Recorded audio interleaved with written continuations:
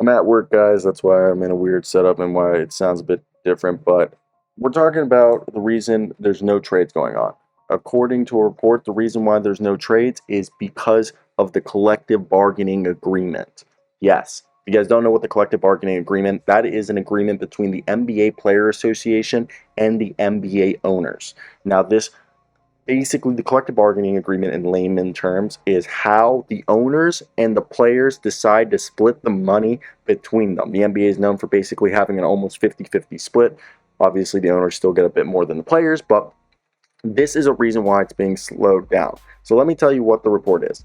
The trade market leading to the NBA trade deadline on February 9th has been slow to materialize this season because of the ongoing collective bargaining agreements as a major factor.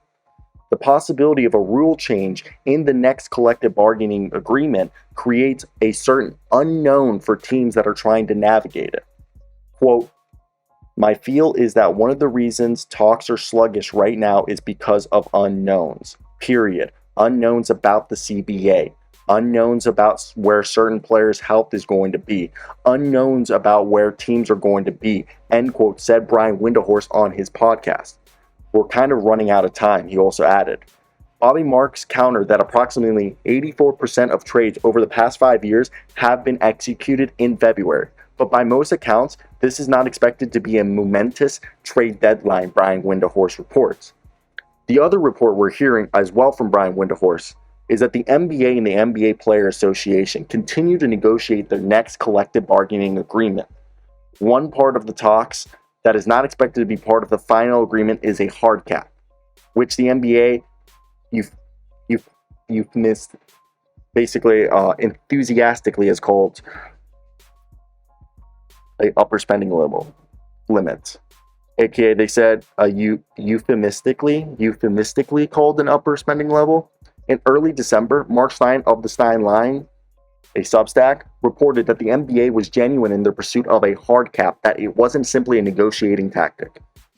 It's not going to be a salary hard cap, though, Brian Windhorst recently said. He's not saying that's an absolute, but it's not really on the table because they didn't really hear momentum in the talks. However, there is going to be a change in the luxury tax system, potentially making the higher payrolls even more penile to try to get them under control.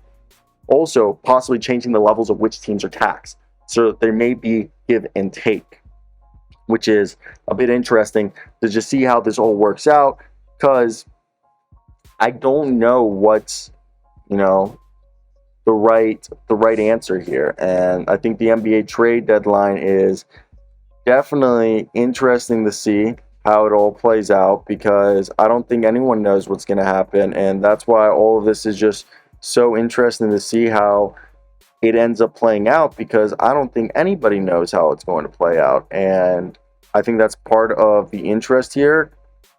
As fans, we want to know where some of our favorite players may end up. So that's where I want to hear your guys' thoughts down below, if there was anything I might have missed, and let me know. I'd love to hear those thoughts in the comment section.